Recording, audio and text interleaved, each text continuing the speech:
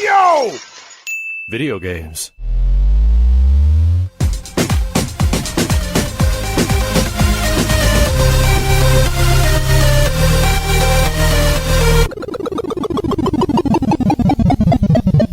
What up, dudes, and welcome back to the YoVideogames podcast. I'm Matt. And I'm Andrew. And once again, thank you to all our generous patrons who've kept us going for over 340 episodes. Yeah, if you're interested in becoming a patron at any level, please check out patreon.com/YoVideogamespodcast. Dude of the week is Lash Logan. Thank you, Lash.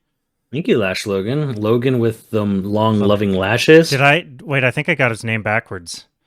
I think it's Logan Lash. Did I just fuck that up?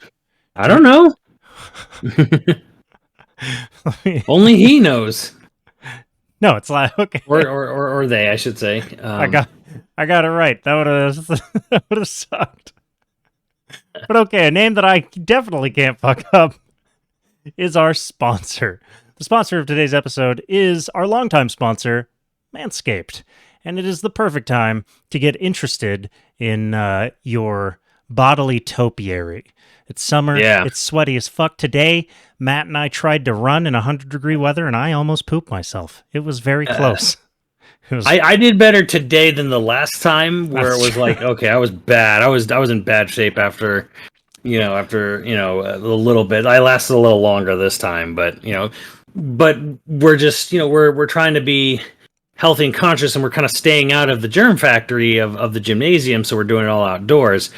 But we live in SoCal. Yeah, I don't know if it's smart or not. I'm trying, but it's smart for one thing and kind of dumb for another because of just how hot it is. But what keeps what keeps us from the chafing and from the stank and and from the general uncomfortableness. Yeah, and what the general uncomfortableness that comes with working out outdoors is the Lawnmower 4.0. Well, that helps too. I was going to the boxer briefs because they keep your stuff nice, secure, but also breezy. I nice ran in them last week, actually. Nice little ball pouch for you right there. Really supports you, keeps it breathable. You don't get swamp ass in them. That's pretty nice. That's really kind of the key. But before you get to the swamp ass, as you were saying, is the Lawnmower 4.0. That's part of their premium package, I believe. Yeah, which has the ball deodorant, the toner for touch-ups, and it even comes with your ear and nose trimmer, which is actually excellent.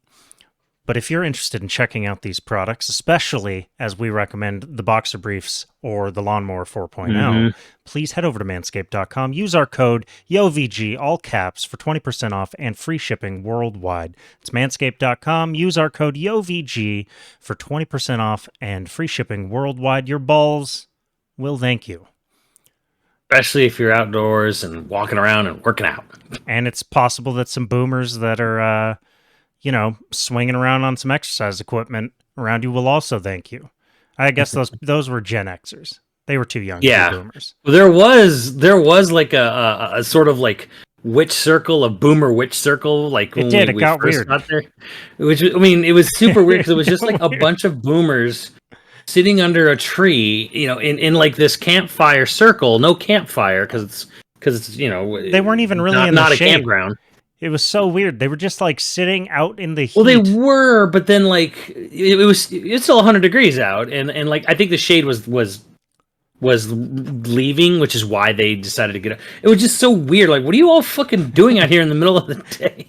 Yeah, I mean, I guess to be fair, we're also there in the middle of the day, but like they were. But we're working out. They're sitting there, just like sitting in like the little nylon chair circle. Cute little boomer drum circle. Bummer drums, yeah, like sitting there like Social Security, like something like that. Yeah, they were just enjoying retirement, something we will never have. Praying to the whatever deity, Cheetos or whatever to bless them in their retirement fund and fuck their children. Oh, so dark. But speaking of moving on, the topic for today is kind of interesting because we've talked about in the past that the last generation's hanging around. It's sort of hanging around in the form of Yeah, PS4s. Generational stuff is kind of the theme of this episode. It is. And one of the key things, the impetus for this episode is that essentially the Nintendo Switch is not increasing prices due to inflation. They're just going to eat the cost. And the reason that they gave, or at least one of the two reasons, is that they don't want to price their audience out. They want to keep the widest audience possible. I think I'm going to back up for a second. Yeah. And sort of like, okay, so what brought this about? Because like I kind of forgot about it, and I actually didn't know this was an issue that was actually brought up to Nintendo recently. But some people might be more familiar with the fact that remember that Meta 2, the VR headset. They increased the price $100, and you basically just said cost and shipping, yada yada. So they increased it, right? So, and I didn't know about this, but apparently, like PS5s and Xbox Series SXs possibly are getting price increases in Japan as well. Now, this is specifically about Japan because Japan's getting hit with a three-pronged attack, right? I can't even make an Eiffel can't make an Avatar spit roast joke. I mean, what do you even call this? Like, someone more lewdly minded can picture this. But anyways, all holes are being filled. So yeah, weakened yen. That's the big one. That's actually the big takeaway here is that the yen is weakening. In fact, the yen's been weakening. It's been going down a lot. Some people are kind of like excited because they're like, oh shit, I could buy like expensive import games from Japan, and people in Japan are like, it's not some utopia for us here because the yen, I'm not getting more yen to offset how much everything's costing or whatever, right? It's like, sure, that's great for you, in the other country with the dollar or the euro or whatever. Right, but I mean, for a net exporter, for an export economy like Japan is, actually a weaker currency is better for them.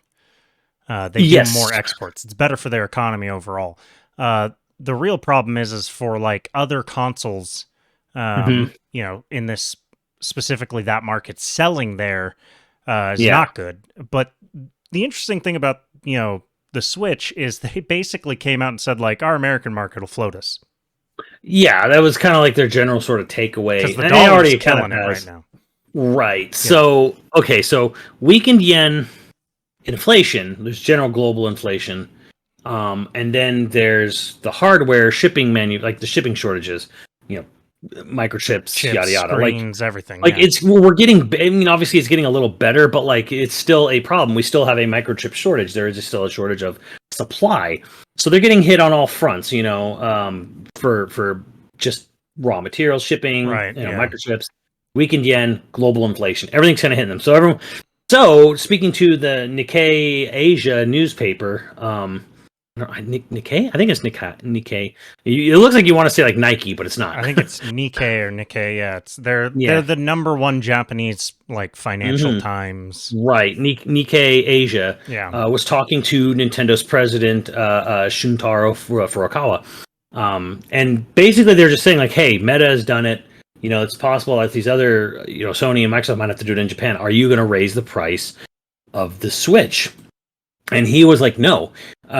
He said no plans to adjust the price of the Switch to offset rising production and shipping costs. We are not considering a price increase at this point for two reasons, Furukawa said.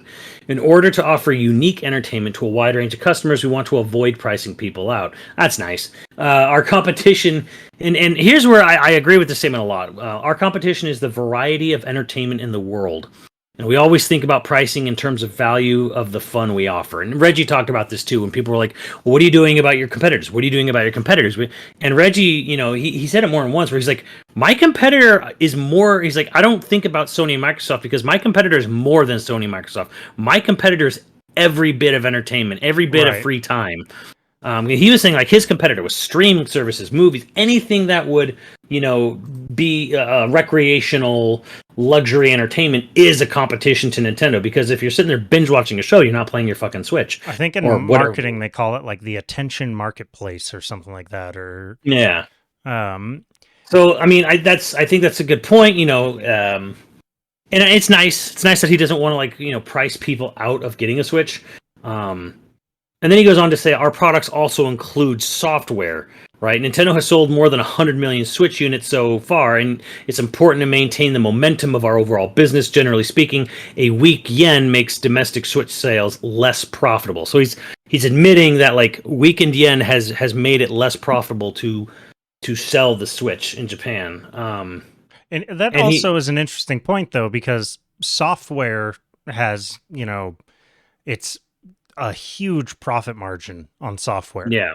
Especially the longer the software stays profitable. The longer a game makes money, the profit margin just gets bigger and bigger and bigger. I think that's something that gets left out. It's the reason why all these companies will take a loss on console hardware is because they know they're going to make it all back in But games. I think even with software, though, and this is why Nintendo is so assholishly stingy with their prices. It's $60 and it stays, not only it's two fronts, it comes out at 60 and it stays 60 for fucking ever practically, unless it like really just doesn't do very well. Or two is like you get these games that are like, okay, Donkey Kong Country Tropical Freeze.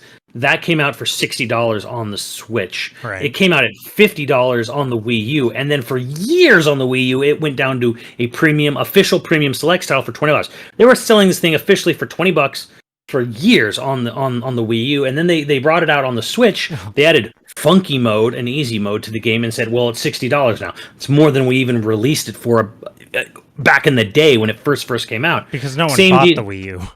Exactly. I mean, of course there's that. And then there's Pikmin 3, which they had Pikmin 3 Deluxe on the Switch, which came out at $60, and Pikmin 3 on the Wii U was $20. It had been $20 forever. In fact, there was even a point in time where they took Pikmin 3 off the eShop for the Wii U, so people couldn't buy it. Right. Yeah.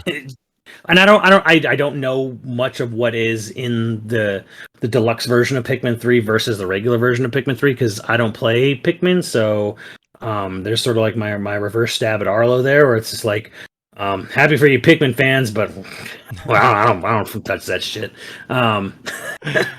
Fair. So, but yeah, like so. And then the big one to me, okay, so the big one, and I'm seeing a Zelda shirt on in this episode. I'm wearing a Zelda shirt too. Holy shit. Amazing.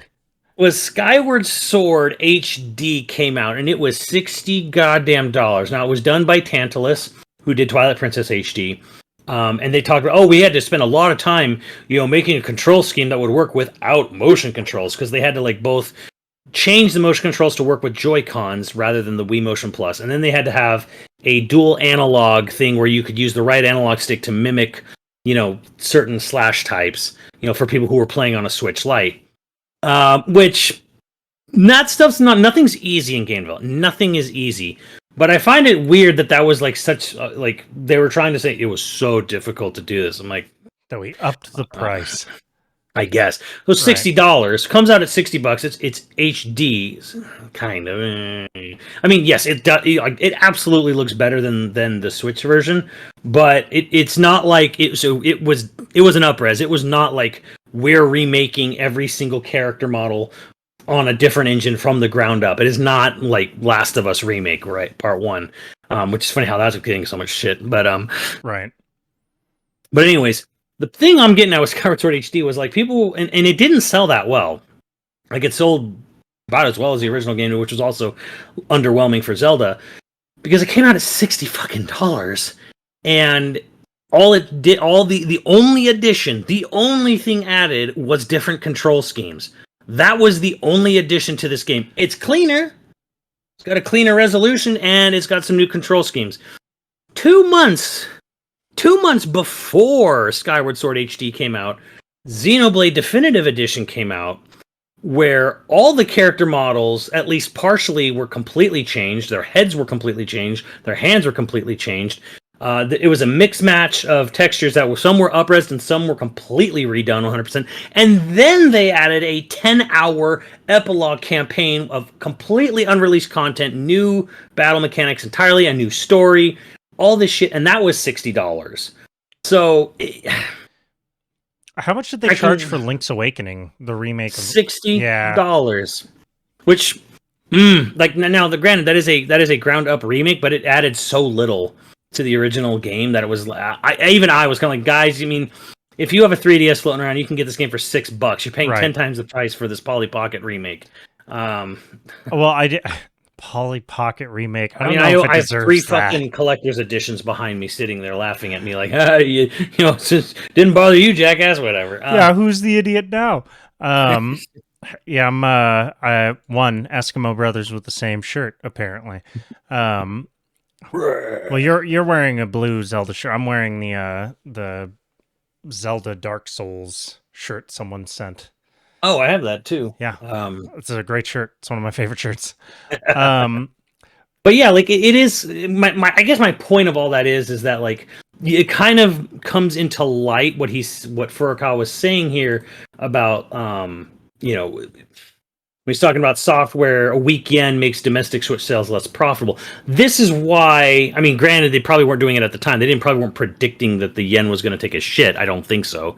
A couple years ago, but this is also like makes Nintendo look like geniuses because they're gouging of like, oh, everything's gonna come out at 60 and everything's gonna stay 60. Now they look like geniuses because now there's no like, we don't have to raise the cost of something like Skyward Sword HD or Pikmin 3 Deluxe. Yeah. It's like it came out at 60. It's been 60. Now we're geniuses because we're basically like we're charging way more.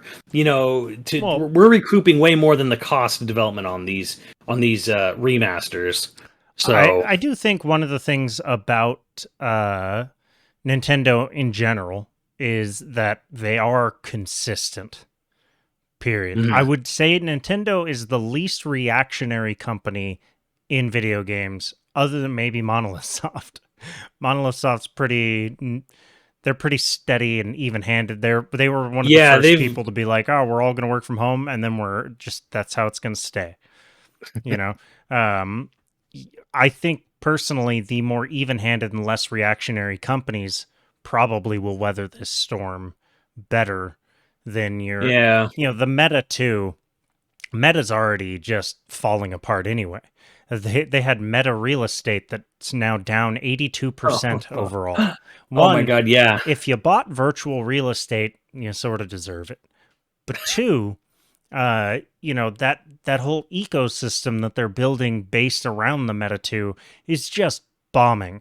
So them upping the price right before the Meta 2 comes out, are they going to lower the price when prices stabilize? When Absolutely not. No, of course not. So I think everybody knows that, and I think they're really going to hurt. They're going to hurt their sales anyway. Nintendo doing what they're doing, not increasing the price. And I know we're going to talk about, they should just move on to a new system, but not increasing the price, it hurts them in the short run here. But a lot of the talk, and this is boring and I'm sorry, but like a lot of the talk is that inflation has peaked and we're now on the downside. We're slowly coming down.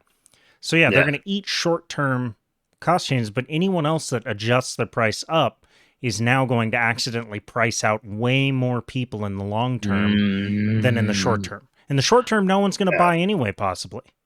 So it's like I couldn't afford it at 300. I'm definitely not going to be able to afford it at 400. So it's kind of like makes no difference one way or the other.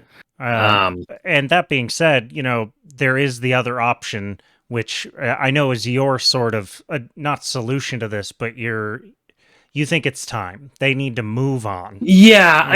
Because the thing is like I think option B. Okay, so there's 3 options, which is raise the price of the Switch, just weather the storm, or move on from the product itself. And they're going with option B, which is the least reactionary. It's probably, I think, long-term smarter. Short-term, obviously, people are like, well, what about this year? What about this quarter? It's like, well, quit thinking in fucking 3 to 9 months, increments, dude. Like, you want the... This is a 100-year-old company. A business needs to last, a while. Like, Jesus Christ. So, this changed my mind about Nintendo's trajectory. Now, I need to say this right now. I need to get this out of the way. I am not implying Nintendo should release a new system this year, within the next 4 months. I am not saying that, and I'm not saying they're going to. And I do not think there will be a new system at all next year. At any point on the calendar that says 2023, there will not be a new Nintendo product. I think at the absolute very earliest, I think a new Nintendo system comes out in 2024. At the absolute earliest. That is what I think is happening. That is the reality of the world we live in and what I'm saying. So I know people have memories of goldfishes here, but like, hear me out when I'm saying this. I am not predicting or demanding that Nintendo do anything within the next 12 months, 9 months, whatever. Like, they're not going to, and I don't expect it. Right. Okay, so I just want to get that out of the way. I am not predicting anything. This is not like, when's the next system coming out? This is more like when. It is more of when should, not when will. Okay. But I do want to get that. Anyways, when I read this news story, it kind of changed my mind, because as much as we all want, everyone always wants to use the latest, greatest technology, right? Part of me is like, well, what's the point? Nintendo's making money hand over fist. It's kind of dumb to like murder, because launching a new system is always a money pit, right? You're always losing. You're always eating shit tons of R&D cost to manufacture, produce, like everything about it. The R&D to make it, the R&D to order it, manufacture it, produce it, sell it, ship it, whatever. Like all of this shit costs gobs of money. It is a money fucking pit to launch a new system. And for me, I was like, right now, when everything is more expensive. And now is even like that is in normal circumstances. That is not post-COVID world, post shipping issue. That is just normal. That is just any given other year, other decade, in time. It's always been a money pit. So I was always kind of like, yeah, well, we all like better shit, but like, come on, like they're kind of just doing the smart thing here. But my mind changed a little bit after reading this. And I was kind of like, okay, Nintendo is no longer just doing what's best for their company. Like, oh, they're just doing the smart thing. I'm like, now you're losing money on the system. Now, the old-ass Switch is becoming less profitable. The thing is, they won't get in because Nintendo would fucking murder a child to keep this secret. But we don't know if they're just making less profit or if they're actually losing money, right? Like, is it just a situation of like, okay, well, your profit margins aren't as great, but you're still making profit, or is this actually costing you money to keep the Switch at this price? Again, Nintendo would fucking murder a child and their puppy, to keep that secret. That'll come out at an investor. At some sort of investor meeting and stuff, because they'll look like at years later or something down the road. Like it'll never come out right away. Like it, but anyway, so they'll look at it for sure. Yeah, only they know. But the thing is like, okay, so you're definitely earning less. Possibly, I don't think they're losing money. They can't. There's no way they can be losing money on the Switch at this point. I mean, something must have gone really wrong if they're losing money on this old ass tech. But like, they're not making as much money anymore as it was because everything costs more money, right? So to keep the Switch at $300, it's now a less profitable machine due to market climate. And that's where I'm kind of sitting here thinking like, okay, well, it's been 5 fucking years. We're the clock is winding around to 6. How long were you planning on keeping this fucking gravy train going? 10 years. And now the answer was like, as long as people were buying it, they would just keep it going. But now it's less profitable to do so. It's no longer like, well, we can just sort of like ride it out. It'll like decrease year over year, but like, we're just going to keep making more and more money. And heck, man, like things just get cheaper and cheaper over time. Technology goes down in price. Not now. Right. Not now. Now it's the opposite. Now things are getting more expensive. So that's where my mindset and my sort of opinion on this is sort of changed, where I'm like, okay, this thing's been out half a fucking decade now, closing in on 6 years. Just your best developers are struggling to get their games to run on this thing. Okay, like time to cut the cord. Yeah, like Game Freak gave up trying fucking years ago, but like the best developers, they're even kind of struggling to get their ambitions realized on it. And I'm like, how long is too long? Hmm. And the thing, and then the reason I bring this up is because do you remember the Wii? Do you remember the DS?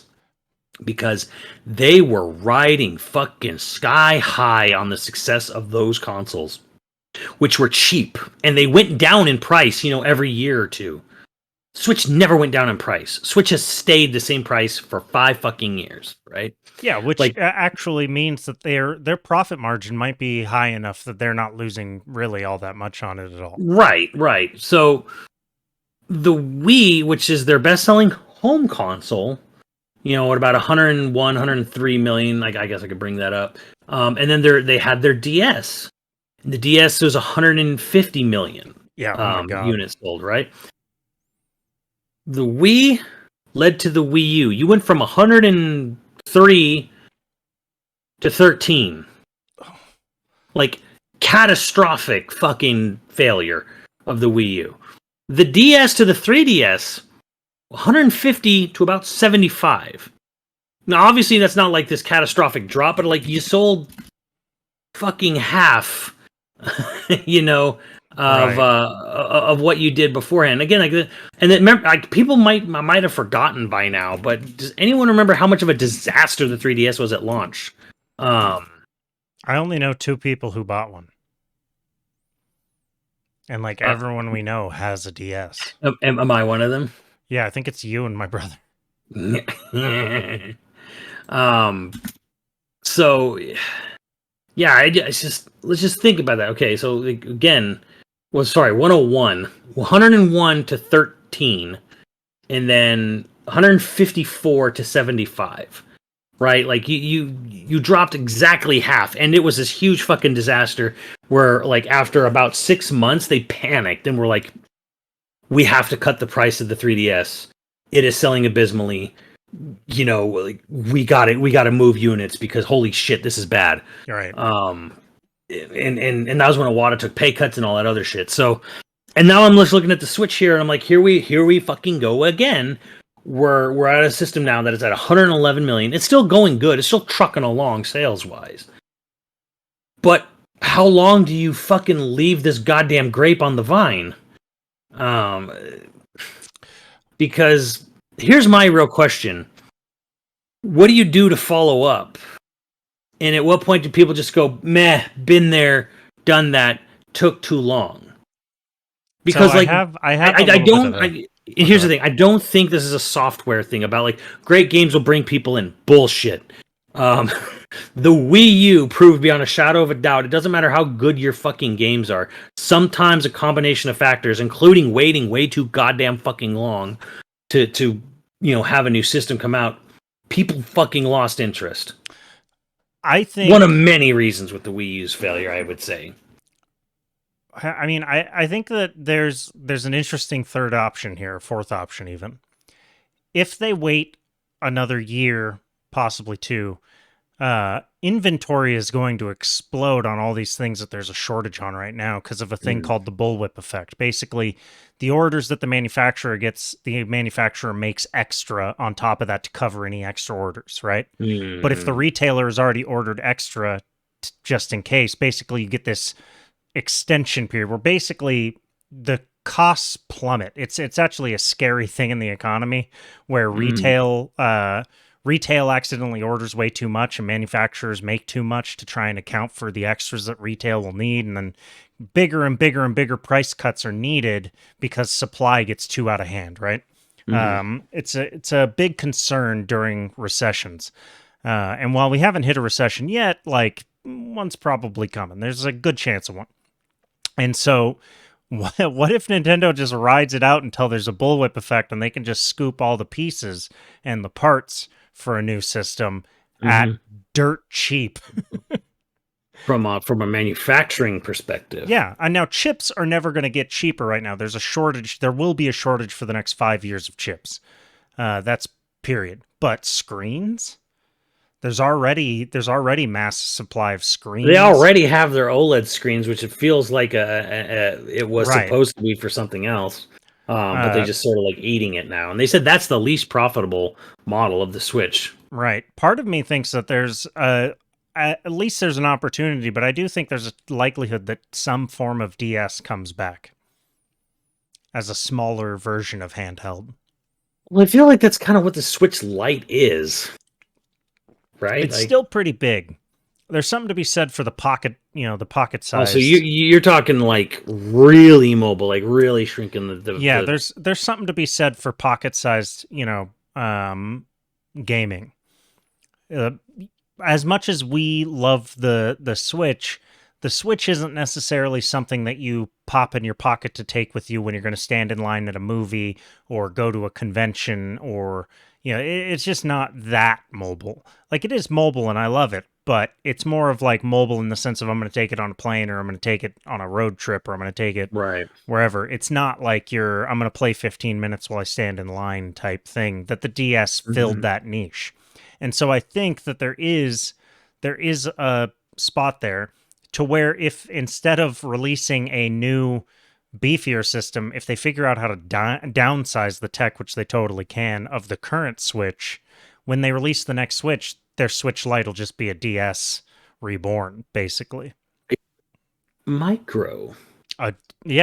Switch Micro would be interesting. I don't know that that's necessarily going to happen. I think think about it though. What do you do with all the other Switches? Maybe the thing is just stop making Switch Lites, which, by the way, has had the biggest drop off as far as consumer purchasing. Like, okay, not about profit, but like as far as like which one are customers buying the most, it's actually like, kind of like opposite of the profit margin, where like Switch Lite like did pretty good when it first came out, but it has dropped significantly. Most people, when they buy a Switch now, are actually looking for regular or OLEDs. Huh. Interesting. I thought that was interesting, and that probably could also just be like you said, where it's like, yeah, it's just not small enough. Right. Where it's like, okay, it's a portable only Switch, but like it's still not something you just shove in your pocket like a phone. Right. And I mean, we know several people that have Switch Lites. They'll throw it in a backpack and stuff.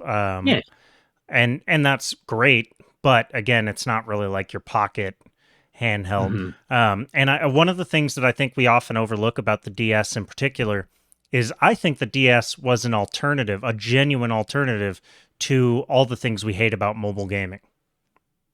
Yeah, because it had a touchscreen and it had a touchscreen, but it also had physical buttons. It had a D-pad. Later ones had an analog-ish stick, right? It was that like weird? But like now they can do smaller versions. 3DS did. Yeah, but yeah. I do think that there is a desire for mobile gaming that's better, but I think people hate playing games on cell phones, at least here, in terms of like the types of games that you get.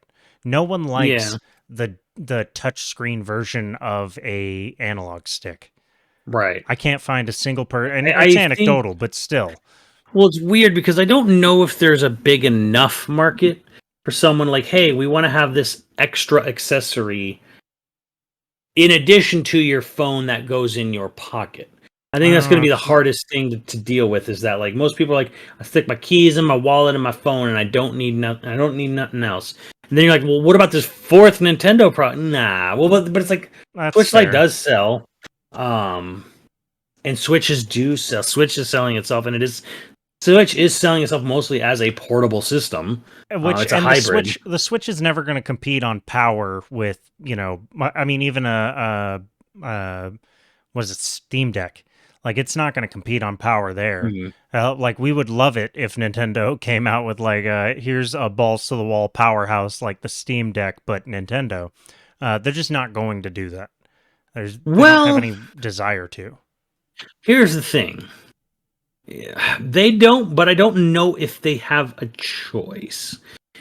Because by the time we get to 24, 25 even, and Nintendo needs to release a new system, they're still going through NVIDIA, right? Right, yeah. NVIDIA is not going to sit there and be like, well, we're not going to give you some fucking ancient-ass tech because we stopped manufacturing that shit 5 years ago. Right. So sorry, the cheapest we can give you is going to be something that is significantly better than what you have now. No, that's fair. Especially, I mean, assuming they don't have enough overstock or backup stock to. Right, because Nintendo can't manufacture its own chips or anything or whatever. They have to go through The someone, one and friggin' usually company, yeah.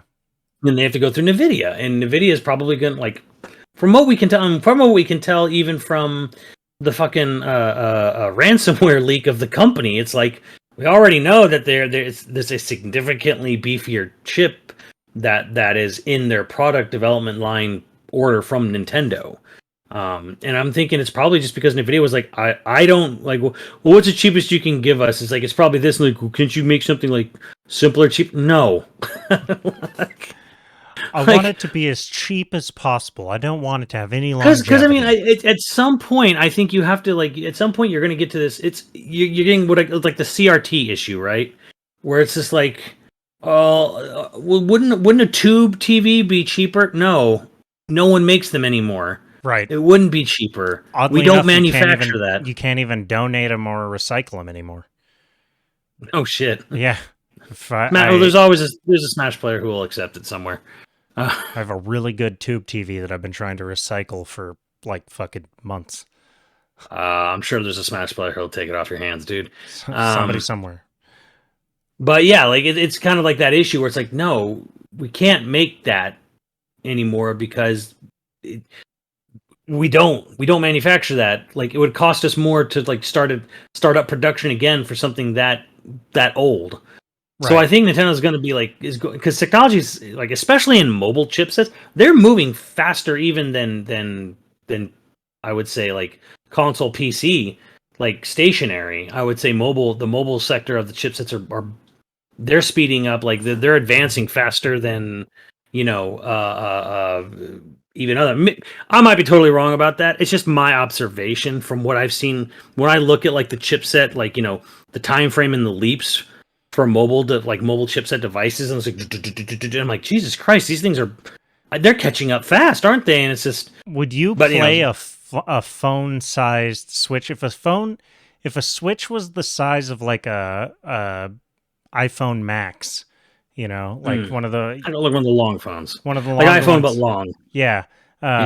Your standard iPhone Max, but with like a physical controller on each side because touchscreen controls suck. Again, it would only be on a plane because I'm mostly a home console player. Right. I wonder if it would do well. I sort of wonder if it was all, it doesn't have to necessarily be a touchscreen, but yeah, I don't know. I still think there's a market for the pocketable gaming system, but I guess I have to concede the point that you're right. Not everyone's going to want to pop one in their pocket on top of their phone and stuff. I guess in the days of the flip phone, it wasn't that big of a deal to also have, another brick in your pocket. I wonder if that's the thing is mobile gaming also just about to really take off here like it did in Japan? I mean, it already has to an extent, but there's definitely been like a sort of we don't have the same level of games though. Well, we have a segregation of player bases, is the way I would say it.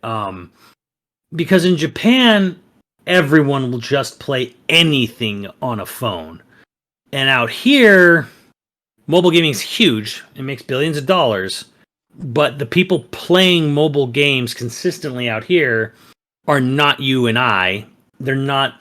There's a whole gaming market, right? Right. For PC gaming, like hardcore PC gaming, console gaming, and then like even portable gaming, which is just a Switch. We do not like mobile gaming. We do not like playing games on mobile devices. Yeah, there's not a lot of crossover, right? Yeah, it's not. Like we're all kind of like, we all just kind of like treat it like, like when you stick a cucumber next to a cat and like it jumps up, right? Like just we hate mobile gaming here. Mobile gaming in I don't know, the days of flip phones and stuff like that, when you had like your puzzle game, when Candy Crush came out and it's just like a puzzle game you go through and stuff. Mobile gaming, I feel like here is about, I have 5 minutes and I'm just going to mind-numbingly get through. I feel mobile gaming is the domain of the ultra casual, right, which is any age group, any gender, any age group. And then a lot of really young kids, who are all getting introduced to gambling through all these freemium practices, as God intended. God loves a gambler. so that is the realm of mobile gaming, is like, kids, like a lot of kids, and ultra casuals and very young set gamers who don't have any disposable income and will play anything, any freemium, free trial version of anything, and just they'll either grind it out if they're able to grind it out, or they'll just sit there and play it, or they'll steal their parents' credit card and drive them into debt. Happens way too much. Genuinely terrified of that. These people are so fucking lucky that the Battlefront 2 fiasco blew over as well as it did, because they came so goddamn close to getting like actual honest to God gaming regulations like it happened in some countries in Europe. But I'm a little disappointed it didn't it didn't go further. I actually wanted these companies to get fucked in the ass, from the government on this. I wanted them to eat shit so hard. I want them to pay. Exactly. I actually wanted them to fucking suffer. These corporations who've been getting away with all this digital gambling shit. But alas, it'll have to come at another time, But the digital guillotine is ready. You're ready for the revolution. I believe. Yeah. So yeah, to your point, look, Japan is like, they'll play anything on mobile. They're fine. They're just totally fine playing shit on mobile. Anyone, anywhere, any kind of game. And there is a divide in America, it feels like, between you know, the people who play video games, and then there's the people who just play on my phone. Right. And does the Switch walk that line though? Does the Switch bridge that gap at all? Because I feel like only for children. I don't think it bridges it for the ultra casual. The ultra casuals, they will buy a Switch because of Ring Fit Adventure, and they kind of look at it and treat it the same way that they did the Wii. It's like, it's kind of like this goofy fun fitness machine. And sometimes I play Mario Kart on it. Well, the top 25 games on the Switch, I think, isn't Ring Fit Adventure one of the top 25 games on there? Absolutely. It is number 10. Yeah. Yeah, I mean, at 14.5 million copies sold. It's only because there isn't a Switch Bowling. There is. There is a Switch Bowling. Is that also in the top 25? It probably should be. It only just came out in April. Yeah, well, give it time. Ass end of April. It sold well. Give it time. It's already sold like 4 or 5 million units. But yeah. So much. Ring Fit hasn't quite reached Wii Fit levels yet, but it's chugging along. It's getting there. So yeah, that's the thing. That is another thing to consider, how the Switch kind of does sort of thread that needle, bridge that gap a little bit. People buy Switch, they buy Mario Kart, they buy Animal Crossing, they buy Ring Fit. All great choices. So one thing that we didn't really talk about, because this is pretty much the price discussion is all because the yen is doing as poorly as it is right now due to inflation and stuff. Is there going to be any of that kind of discussion here? Because yes, and they even say it in the article. Yes, the dollar's doing well, but costs and stuff are rising in the U.S. Yeah, Nintendo America costs more to run than it used to. That kind of thing. He did point that out, which to me sounds a little bit a throw under the bussy, but whatever. Yeah, they love to do that to their American side. Yeah, we're thinking about what we can do, Furukawa said. The weak yen may be seen as a benefit for Nintendo, since such a large share of our sales come from abroad. But our overseas promotional and staff costs also go up. Wah! We're making more inventory purchases in foreign currencies to counter that. We're making more inventory purchases in foreign currencies to counter that. They mean the dollar. They're buying stock using the dollar is like the trade. It's what's used for trade. Period. Right. So they're probably buying a lot of their stock, and they're probably paying for a lot of their cartridge manufacture, that kind of stuff, in US dollar, which is really strong right now, rather than using the yen. So they're getting a sort of double good. What's like a double whammy? What's the double-edged blade, but where both things are good? It's the double-ended dildo. Everybody's happy because they're paying most of their salaries for development in yen, which is cheap as hell right now. Weaker, yeah. And they're paying for the various parts they need from other Asian country. A lot of it's other Asian countries in dollars, which is just dominating the other currencies right now. So it's a little bit of like it's a little bit like cry me a fucking river. Like, oh no, staff costs go up for your most profitable area of the globe. Like, fuck off. Like, yeah, they're doing fine. I don't think Nintendo's hurting by any means right now, and I think that's why they can just stay the course. I really do actually like. I realize that the point of the article. I don't know if the point of the article was to try and paint Nintendo as making a mistake, but I really don't think they are. I think the point of the article was more or less just they got a statement out of Furukawa because when they saw, Facebook Meta 2 was going up and that there was possibly the other consoles are going up in Japan as well. They were like, is this going to happen to Nintendo? Nintendo, for some reason, the president spoke with maybe it's just because it's Nikkei, Asia, maybe because of who's asking. Right. Maybe that was, I think he also wanted to get this out there, like, we are not raising the price because that can have a big effect on their own stock prices and stuff. Right. If there's uncertainty about what's going on. We're staying the course is basically what they said. Right. Now here's again, going back to like what changed my mind on this. I don't have a problem paying $500 for a Switch 2 that is at or even a smidgen better, because we probably would be a smidgen better at this point because of time, than the PS4 Pro or the Xbox One X, right? I would not mind paying $500 for a Switch 2 that was at or a little bit better than a PS4 Pro's level. Oh, I would have a hard time with that. $500? I don't think other people would have a problem. We're talking about a hybrid console here, too. Because people are like, well, why would you want to pay $500 for something that's not $500 now? I'm like, well, we are talking about a portable hybrid, right? But it's not going to compete with the PS5, and the PS5 is $500. Right, but again, you are selling a hybrid console. That's right. Yeah, that's the point of it. Because the Xbox Series S is $300, the same price as a regular Switch, and less than an OLED. No, that's true. I just feel like right now it's a tenuous time to be like, here's a new $500 console, and have all the scalpers are going to buy the fuck out of it. You're never going to get. Well, again, I'm not saying this is something that should happen this year or will happen this year or next year. I don't think it's happening in 2022 or 2023. It's going to happen in 2024 at the earliest. But this kind of changed my sort of viewpoint on everything. Kind of like seeing the market go in this direction. I'm kind of like, maybe you should think about, pushing Switch 2 for SummerSlam. I mean, and will they make a profit at that price point though? Because launches. Well, here's the thing. Money. That's $200 more than the Switch is right now, and the Switch is losing its return on investment. It's losing its profit margins. Right. And I mean, they can do exactly what Sony did, which was basically just, well, fuck Japan. They don't buy our shit anyways.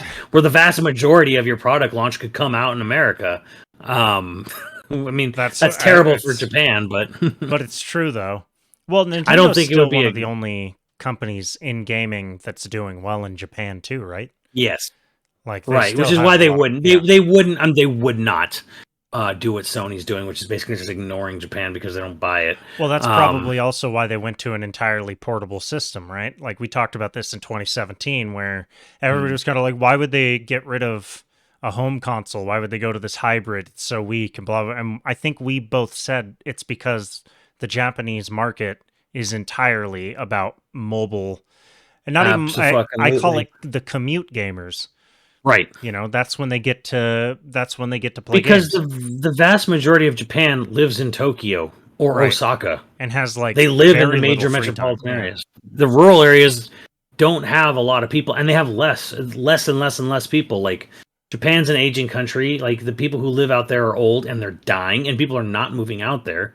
There was some like, you know, small amount of movement where people were during COVID were moving out and buying these whole abandoned farms dirt cheap.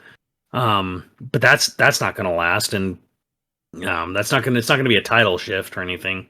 But here's the thing, like, again, a $500 Switch 2 that looked like a PS4 Pro, and may I remind you, as I did on my Twitter with it, where I posted screenshots of God of War 2018, Horizon 2 Forbidden West, specifically the PS4 version, Ghost of Tsushima, right? It would look Spider-Man and Spider-Man from Insomniac on PS4 Pro, and it's like, well, that's the idea. Is that like the PS4 Pro is fucking old tech at this point? Yeah, but is it old tech that can be downsized? I think so. But again, that goes back to what I'm saying. Like, the mobile market has been rapidly accelerating in its technology to the point where I'm like, this is incredible. So they use like a mobile chipset that kicks ass rather than trying to use like a gaming chipset.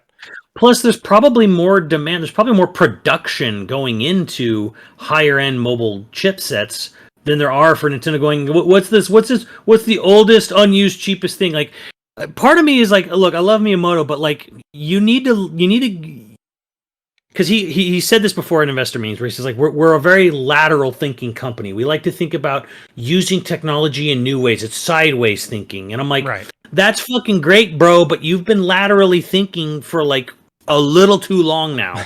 to the point where like people are getting kind of like, I don't know. I don't think it's like this major issue, but like I think the issue is only going to grow, you know, as PS5 gets in more people's hands, as next gen finally starts taking off.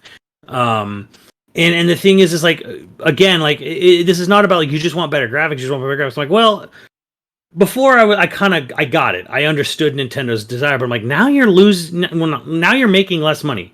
Now that it's starting to become a huge issue because of weakened yen and shipment and supply issues, now it's kind of like, okay, you've thought laterally, you know, for as long as you fucking could, so much that you're fucking like, you know, you're walking sideways now.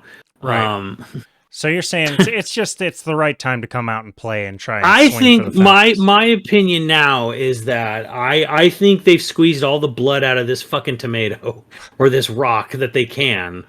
And now it's like, okay, if you're gonna start losing money, if the money's not even gonna be there for the old Switch, you might as well offer a premium product, charge a premium price, because you can do that. Like if you were offering a $500 Switch 2 that had the sophistication of a PS4 Pro, I don't think a lot of people would be upset, because the thing is like, the scalpers, like you said, the scalpers are going to like fucking gobble it up. Every fucking console manufacturer will be sold.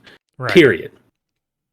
And I think there's a lot of, I think people would be fine with it. And I don't think that price point is really that harsh when you consider people are paying $1,200 for a fucking phone nowadays. Right. Yeah. And I think the one thing that we, especially if you're talking about an Apple phone, the overhead of an Apple phone, or rather the profit margin of an Apple phone, is huge. Like, it's like $40 to manufacture or something. Yeah, they have huge profit margins. It only costs them, if they were to, this is always kind of a fun, if they were to move all of Apple manufacturing back to the United States, it would only cost them an extra $100 to manufacture it here. That's wow. Right? Because everywhere else has gotten just as expensive to manufacture, raising costs of living and stuff. But they have like a 50% profit margin on Apple devices. Like, it's a huge profit margin. Yeah. And I don't know when, again, they murder your family to keep it secret, but we don't know what the profit margins necessarily on the Switch is, especially now. Well, not right now, anyways. Yeah, they're not going to. They don't want to supply that just because they don't want to. That's tipping their hand, you know. Taxes. So, well, yeah, that, and then they'll get audited or whatever. Yeah, so, right. They want to be like, oh, it costs us 110% to make this. Yeah, so my opinion now is like, I think now is when Nintendo should really be thinking about how long has it been long enough. I say 5 years, because most consoles last about. It used to be a 5 year cycle, right? Like the NES was 5 years, the Super NES was 5 years, the N64 was 5 years, the GameCube was 5 years barely. Yeah, they tried. And then the Wii lasted longer, and then the Wii went too long, flew too close to the fucking sun, and then fucking tripped and fell after, whoever. Let's see, like what the Wii. Then we got to the Wii U, which only lasted 4 years and was a fucking disaster. I guess I think I'm gonna have to disagree with you and just say they're staying the course, and I think that's the right choice. I think they can get another couple years out of this before they really even have to. I think they will get another couple years out of it. I mean, like, for example, though, the Wii lasted for 6 years on the market, almost exactly 6 years. And then it was a disaster going to the next system. And you think that'll happen here? I don't know. I mean, nothing can be as fucking disastrous as the Wii U.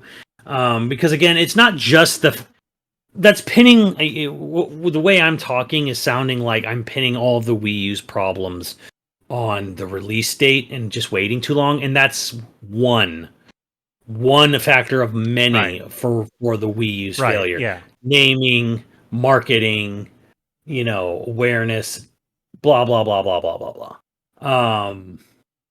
So I don't want to say it's just that, but like we are coming up, by next March, by early March, the Switch will have been on the market as long as the Wii had. And there's obviously not going to be any new fucking system next March. Right. Nikkei also said, I think they also, in a separate report, said there will not be a new Switch model this fiscal year, which ends March 31st. So unless it's sitting there waiting to go in April, which I doubt, there's always that off chance that maybe Breath of the Wild 2 is doing that. Maybe they're holding it back for that. There's not going to be a new model system for a while. Right. So, and I think it's better than I think this is a better course of option for Nintendo than raising the price. I think that would just be terrible brand image and terrible optics to just be like, well, weak yen and supply issues, we have to raise the price of our system. That's a terrible idea, and I'm glad they see that as a terrible idea. But part of me is just like, how long do you weather storm? And I would even ask you, Andrew, when do you think, in technology at least, how long is too long for keeping a product on the market before there's just fatigue, burnout, apathy sort of setting in, and just sort of like, because you could say like, well, people are still buying iPhones, they have since 2005. I'm like, yeah, but they release a new one every year. Yeah, they do. I think that's the hard part, right? Is so any investor in Nintendo probably wants them to come out with a new product every year. Probably. They want the Switch Pro, the Switch Pro 11. They also want Nintendo to go like focus heavily on mobile too. Right. I do think that there is something to be said about thinking in, longer terms, in 5-year terms, rather than in, the 1 year or 1 quarter terms. We talk about it all the time. And I do think of all the companies, no matter how much we like to rip Nintendo does think longevity. And I would say they could, at the very least, you're right, 7 years is long in the tooth, but I think they could do it. I think they could actually do it. Now, that does mean you're right. They got to start developing it now. And maybe now's the time to develop it. Maybe now when the dollar's strong and the yen is cheap is when they should, they should get all the development in Japan. They should do all the development in Japan while the dollar's keeping them afloat. That could be a strategy. That's probably what they're doing. I think they're using this opportunity like, well, now it's cheapest for us to R&D, right? Pay R&D for this because they don't use international firms for R&D. They do all their R&D in house. In-house, You know, yes. it's not like Sony who turned to Cerny and was just like R&D the cheapest fucking thing you can. You know, And it worked. it did work. It did work, but Nintendo doesn't do that. Nintendo wants to own every part. You know, Which they so can't do either, which I know must frustrate them. absolutely.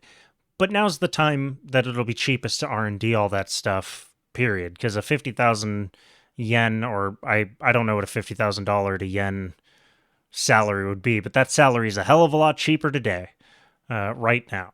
And that sucks, but I think that that's the calculus that they're making. So I do actually think they're probably playing that we're not raising the price because they're currently R&Ding the next console. So they're just leaving well enough alone. Which is probably, again, the smartest thing they could do. But I think they're making the best choice here. I think that I don't know if Microsoft and Sony are going to raise prices generally, you know, but I think that it would be a mistake for them to do it in well, I think it would only, yeah. I think it'd be a mistake for them to do it in Japan where they already have a small market, and so what? They're going to price that market out even more? Yeah. It doesn't make sense.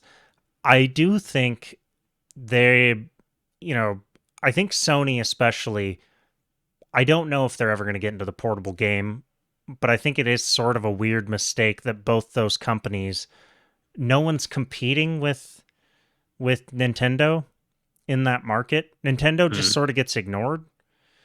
Like no one goes like, "Ah, yes, the competitor to Sony, Nintendo." Nobody goes, "Oh my god, the major competitor of Microsoft, Nintendo." Nintendo's in this weird niche where they can totally just float. I think it'd be different if people considered the Steam Deck an actual competitor to the Switch. So Yeah. I do think Nintendo could go for 3 more years with the Switch. I think it would piss a lot of people off, but at the same time, there's no one to compete with them. If tomorrow Sony announced, "Hey, we have the Switch killer. It's the new PlayStation Portable." I think then, yeah, all of a sudden Nintendo's going to get off their ass and like go for it. But who would they be out innovating? Yeah, well, there's the other problem too, where it's like even though they are alone, standing alone in their hybrid portable market, almost all the major sales come from Nintendo first party. Like third parties, Right. Nobody makes games for it. No third like party people makes games. games, but they're all just like ports, downgraded ports or whatever. Right. Like they're all afterthought versions of whatever other popular thing is going on. Like the last time I heard about a major third party success was Fortnite. Because I was there at E3 when it got announced. It And I was actually there the does next pretty day. well on Switch.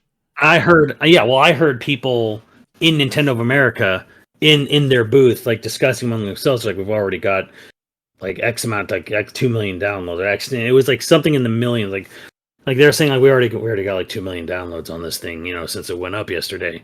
I heard them murmuring that amongst themselves.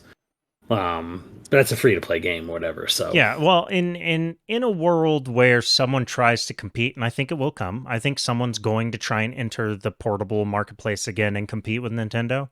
And you don't think that's Steam Deck? I don't think it's Steam Deck. No, Steam Deck is going after PC players. Right. To me, Steam Deck is enthusiast tech. Right.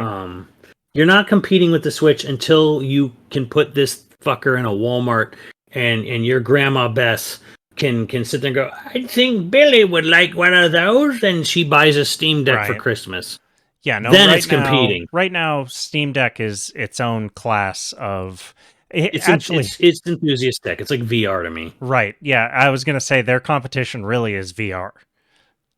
It's the same. It's the same crowd that's probably interested in that kind of tech. PC Master Race caring about the fine. It's the same way that people don't consider like PlayStation VR an actual competitor to PC VR, because PlayStation VR is an accessory to PlayStation, not accessory and a closed wall garden whole thing. Yeah. Like regular VR is advertising and pushing for PC Master Race. Those guys who are all about getting an extra millisecond of lag time removed and bullshit like that. Like that's who Steam Deck is for. That's why they made so few of them. And that's why they didn't care about a price point. They didn't try to make it. They weren't trying to get the random influencer lady that wants to play. Animal Crossing or whatever. You know? Yeah. Well, the thing is that, and maybe this is not fair to say, but people who do have Steam Deck are very happy with their Steam Deck. Oh yeah. If you want to gauge, how is the consumer reaction? Well, the people who do have it, they do like it. Oh yeah. They do like it. They love having a big, beefy, powerful, portable, console thing. It does exactly what it promises. And it can fucking run Switch games and play Switch games better than Switch. Right. Yeah. Because that's how fucking old the Switch is. I'm telling you, the day Switch has a competitor again is when they'll care about lifetimes. It's just not how it is right now. But people can tell me if I'm wrong. Tell me again. My personal gut feeling is that maybe early 24 to late 24, fall. It's either going to be spring or holiday season of 24. That's when we see a new Nintendo system. You've sold me on that. I agree with you on that. I just don't think they don't have to. They don't have to do. There's no market pressure. Like as long as they keep releasing games. There isn't market pressure, but I do think the pressure of like, okay, well now you're at the very minimum making less on the old tech. Right. Like part of me is just kind of like, it's time to put old Yeller out to fucking pasture. And they never will. No, they won't. I don't know. I mean, am I going to stop buying games for my Switch? No. No. As long as they continue to be fun, I don't think. Like I'm not like, am I going to like take a strike on it? No. I just think for me is like, I think they could release a $500 premium news system sooner than they think, and I think it would be successful and be better on the optics for them. All right. Well, I'm going to end on a complete opposite note. I'm going to say, if they play the long game and they can get the cost of the Switch to where they're making no profit at all on the unit, but they're selling it for $100, they'll sell another 100 million. Not wrong. Every kid in the world will have one of those. You're not wrong, because the Switch Lite is already $200. If they could get that fucker down to $100, done. It'll be every kid will get one for Christmas for sure. And then their games can still be $60. I mean, it's still $60, exactly. So the games are going to cost more than half the system. On that note, we've got patrons to thank. But definitely hit us up on Twitter. Tell me what you think. You can hit up Matt at Doom Assist Me. You can hit me at Funk Machine, PHUNKMACHINE, or you can argue live with Matt on his Twitch stream, which is twitch.tv/assistmedoom. And he even streams Switch games so that you can all suffer through how low performance that is. Actually, I don't think they perform that bad, but whatever. You've never seen a Hyrule Warriors game, or you've never seen a Warriors game on Switch, because they go for they go 14 frames a second, and then you're like, at least you have time to get up and go pee before the battle's over. Yeah, before the combo's over. All right, on that note, we've got patrons to thank. If you're interested in becoming a patron at any level, please check out patreon.com/YoVideogames podcast. Dude of the week was Logan, thank you. And our producers for this episode are Screwnami, Kuroi35, HyperViper89, Ziggy Z, and Online Persona. Thank you, dudes, and we will catch you next time.